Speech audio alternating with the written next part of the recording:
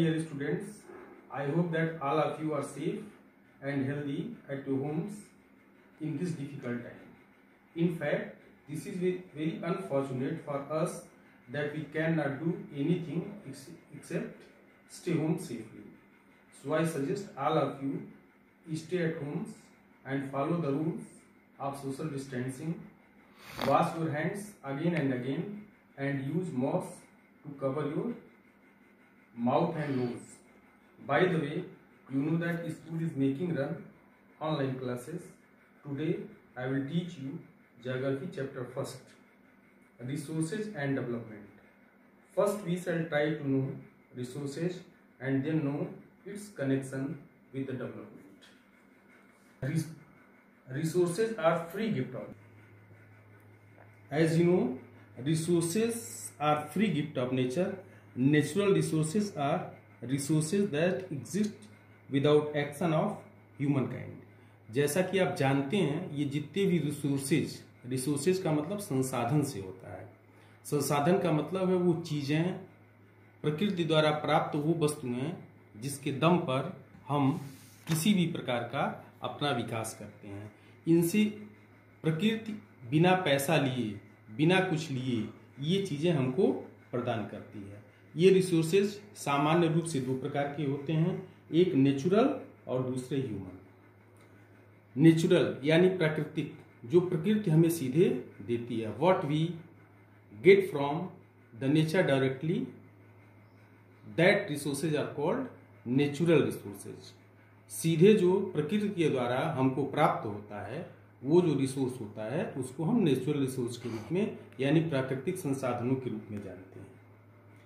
प्राकृतिक संसाधन दो प्रकार के होते हैं, एक तो रिन्यूएबल होता है, दूसरा नॉन रिन्यूएबल होता है। रिन्यूएबल का मतलब होता है ऐसे resource, those resources which can we use more and more times. ये वो संसाधन होते हैं जिन संसाधनों को हम बार बार चाहें तो बार बार उनका उपयोग कर सकते हैं।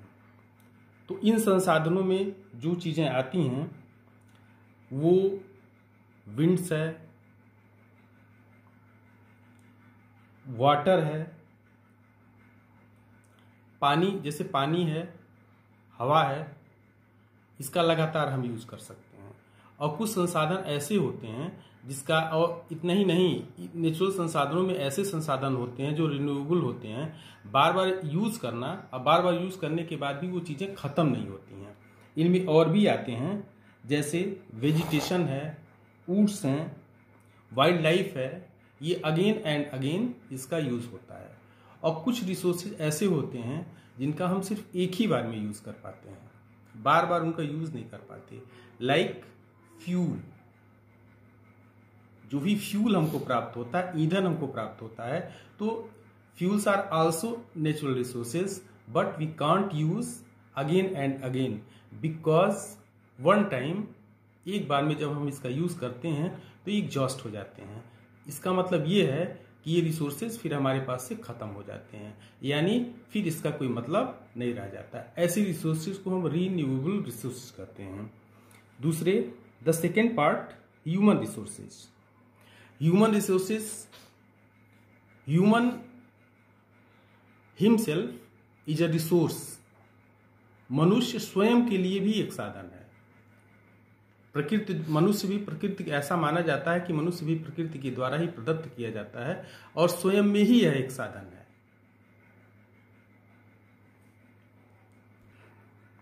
इन human resources we can see quantity and quality. What the number of quantity is of human resource and what is the quality in human resources.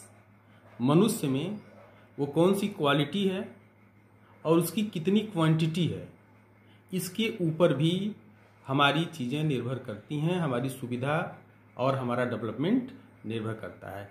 आगे अब हम इसका कुछ दूसरी प्रकार से वर्गीकरण करेंगे। वो वर्गीकरण इस प्रकार से होगा,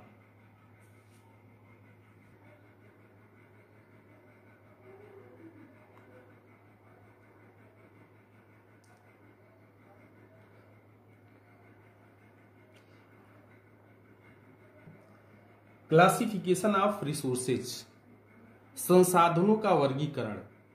अब संसाधनों का वर्गीकरण हम किस प्रकार से करते हैं, आइए इसको देखते हैं। On the basis of origin, उद्भव, इनका उद्भव कैसे हुआ है, कहाँ से हुआ है।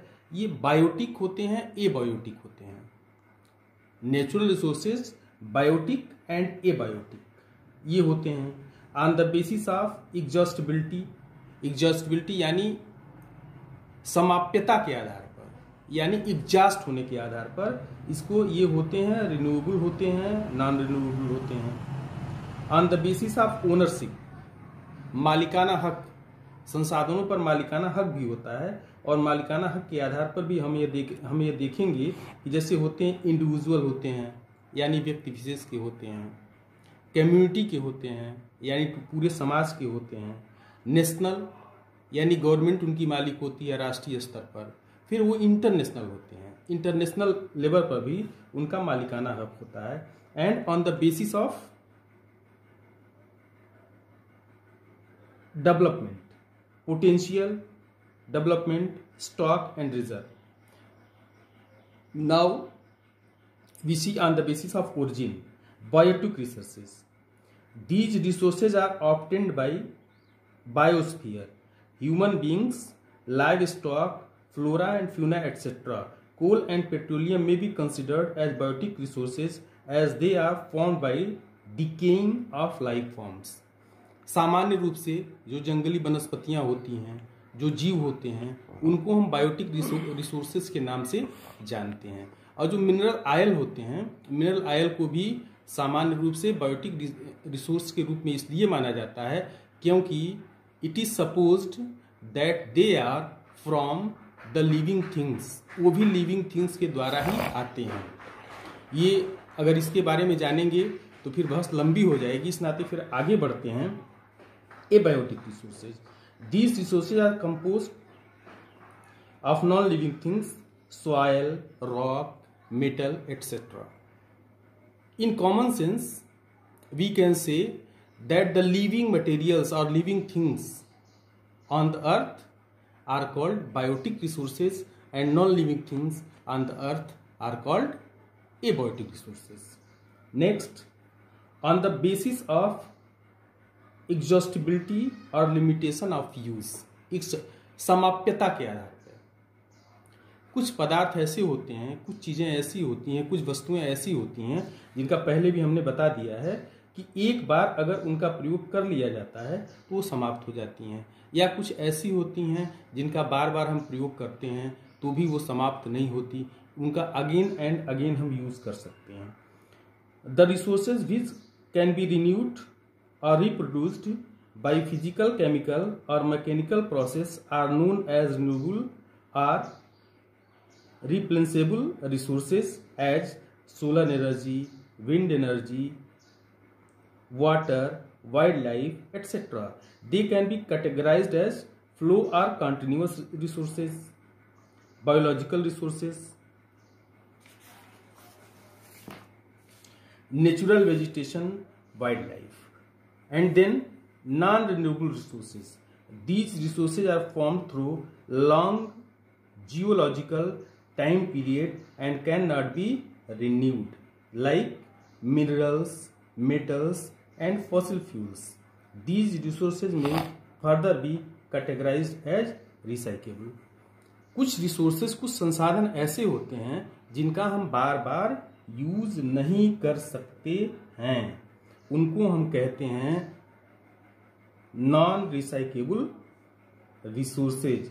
Fossil fuels burn rapidly and cannot be recycled, so they are non-recyclable.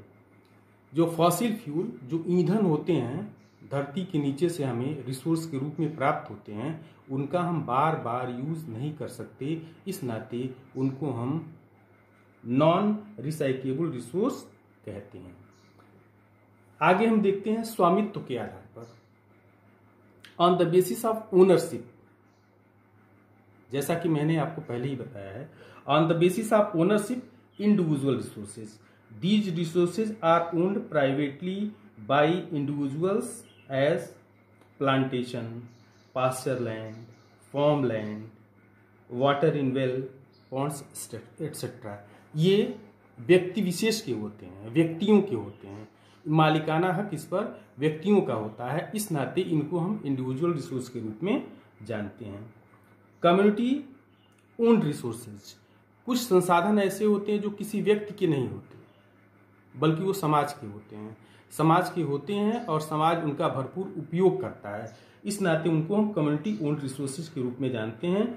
These resources are accessible to all the members of the community as grazing grounds, burial grounds, ponds in the village, public park etcetera. इसको पूरे समाज के लोग use करते हैं, इस नाते इसको हम कम्युनिटी रिसोर्स कहते हैं। Natural resources, national resources, these resources are under the central of nation country as canal, coal, mines, territorial sea, etc. up to 12 nautical miles from the coast, railway, etc. Fourth, international resources.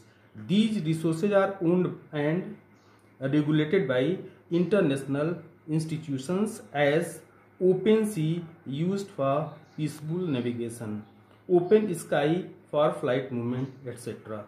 The oceanic resources beyond 200 nautical miles of the exclusive economic zone belong to open sea.